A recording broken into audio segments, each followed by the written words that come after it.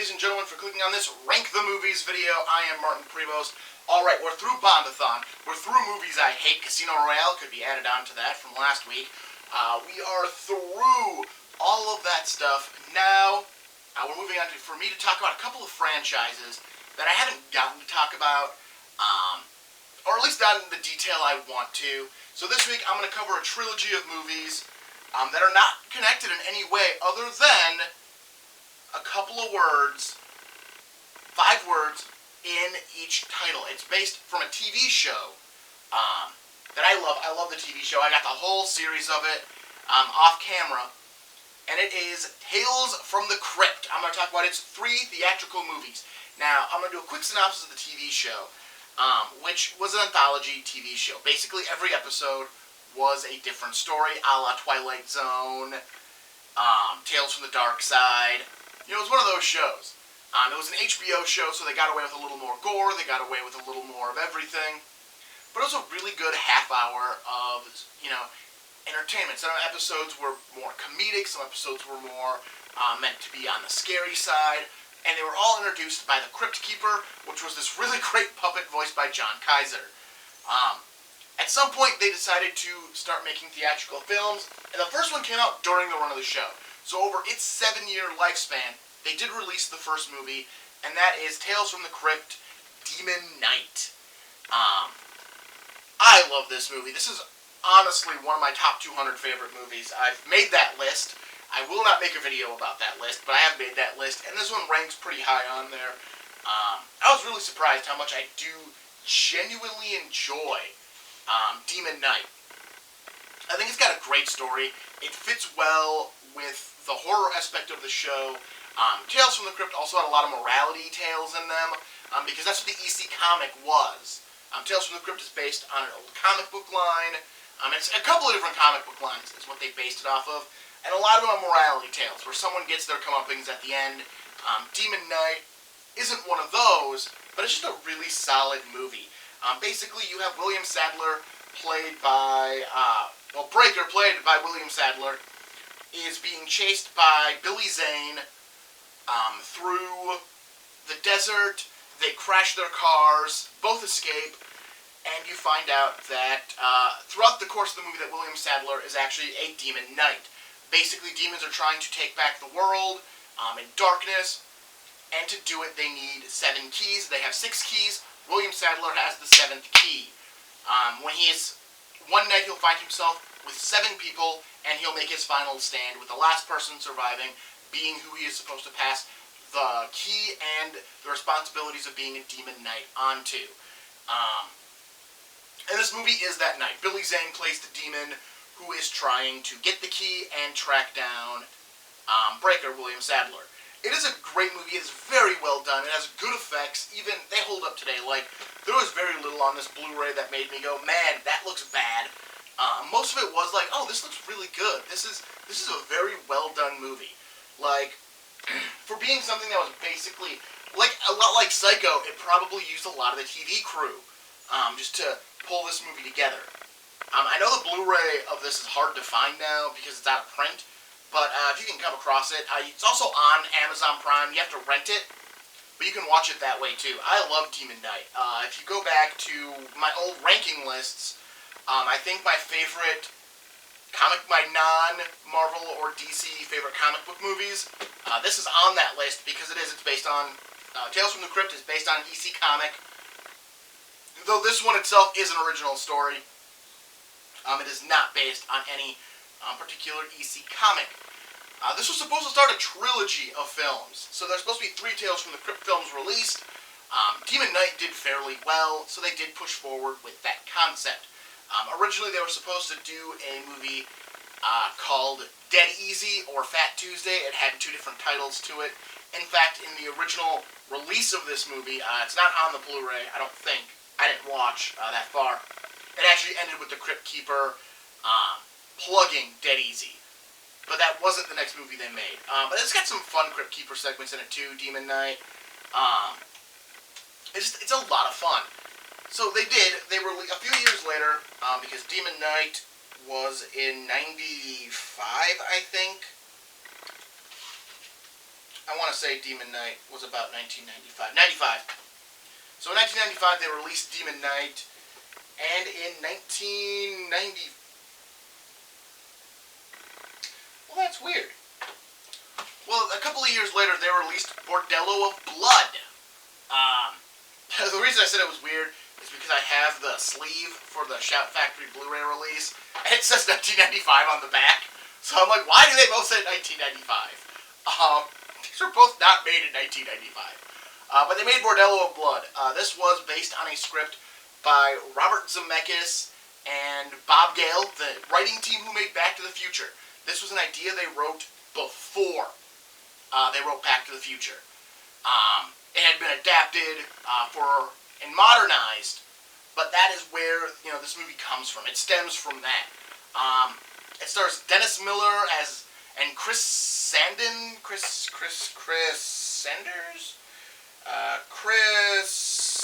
Sandin from The Princess Bride, and Corey Feldman. Those are the actors you might actually recognize in this movie. And again, you get the Crypt Keeper. William Sadler's back from Demon Knight playing a mummy, which is like the third or fourth character he's played in the Tales from the Crypt entire world, because he's also in the pilot episode, and I think he's in one other episode of the TV show.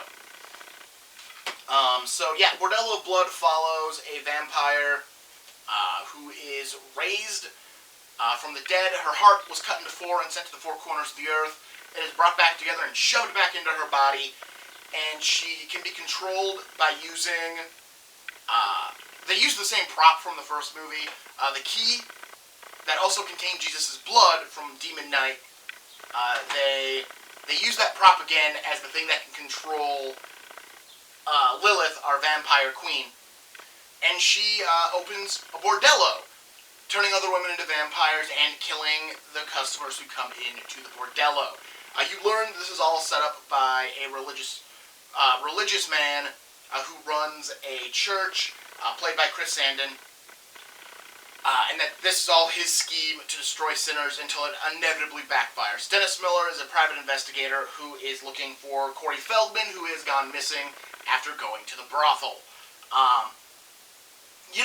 Honestly, if you had asked me 5 years ago what I thought about Bordello Blood, and again, I own a copy of Bordello Blood, I would have told you, oh, it's a terrible movie. It's a horrible movie.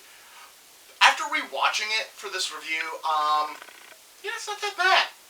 It's still a bad movie. It is definitely a B movie, but, it's still entertaining. It's still fun. You still enjoy it. Overall, I gotta say, Bordello Blood, it's not that bad of a film. Overall, it's not terrible. There's some cheesy acting in it. Dennis Miller's horrible in this movie, but it kind of just all adds to that, cringy kind of style of this kind of a movie. This one actually does have more of the morality ending to it, where there's comeuppance for our characters because of, what they do and how they're doing it, which I think, it works. It works very nicely that they get comeuppance. So there's a third movie. I don't own a copy of it. I had to rent it off of Amazon Prime to watch it for this review. I had seen it before. It is Tales from the Crypt presents Ritual. This one was released in 2002. In some markets, it's not even a Tales from the Crypt movie. And even Amazon Prime. It says Tales from the Crypt Ritual on the description. And they shot Crypt Keeper scene.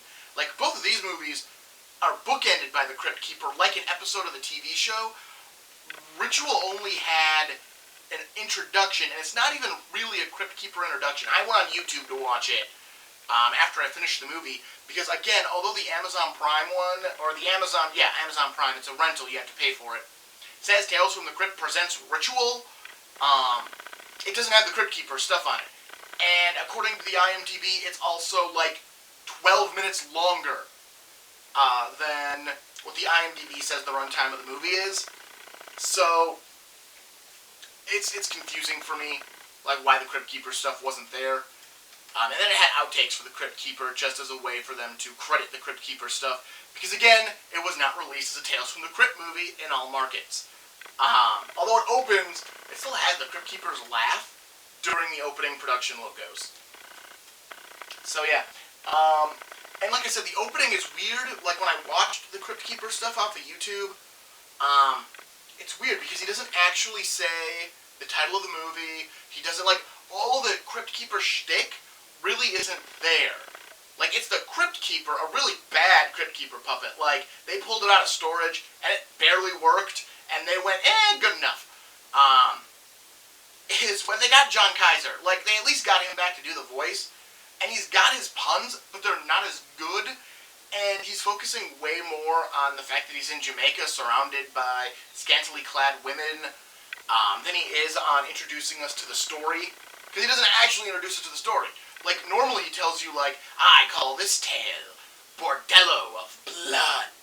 And then it goes to the story, but he never says that. Like, in this opening, he never goes, I call this story Ritual.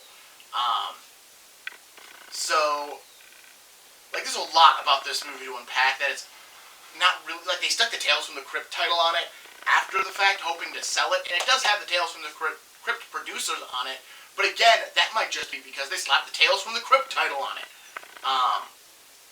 Anyways, Ritual is about a doctor who loses her license, who has her license suspended for 2 years. So she travels to Jamaica to take a job there where her license isn't a necessity. She finds out that her patient has encephalitis and believes he is being controlled at night. The movie's about voodoo and witchcraft, and it's, if you've ever wanted to see Jennifer Grey's nipples popping out of every shirt she wears for an entire hour and a half, this is the movie to watch.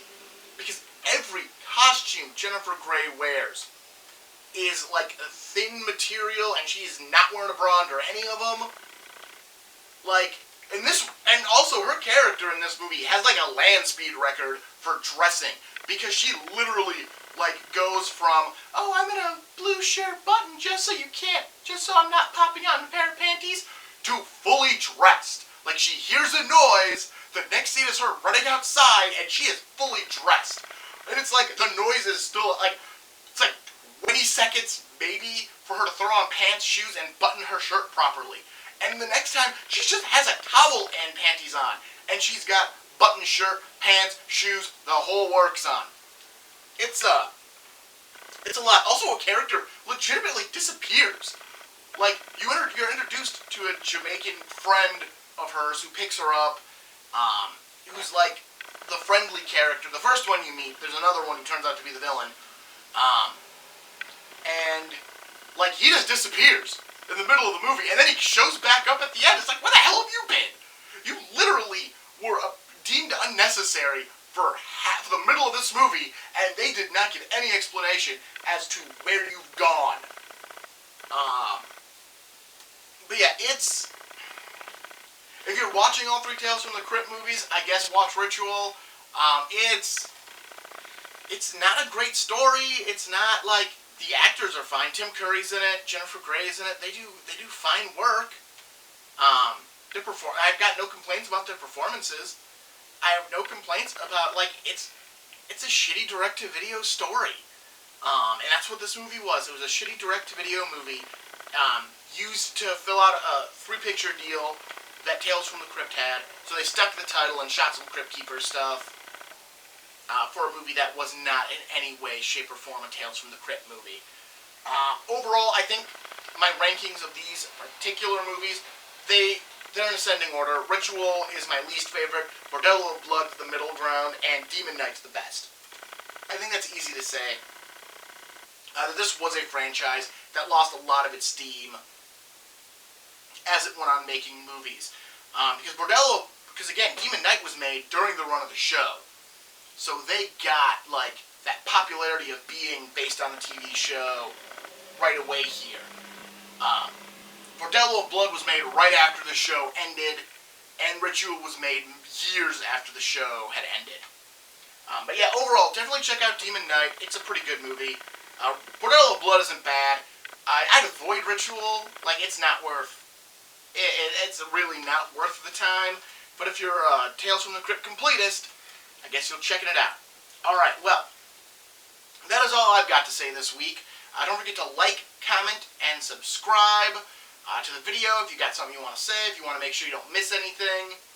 And I will see you next week. I'll be talking about another franchise I've gone a little bit into in the past, but I haven't really talked about in full. So I will see you next week. Have a good one.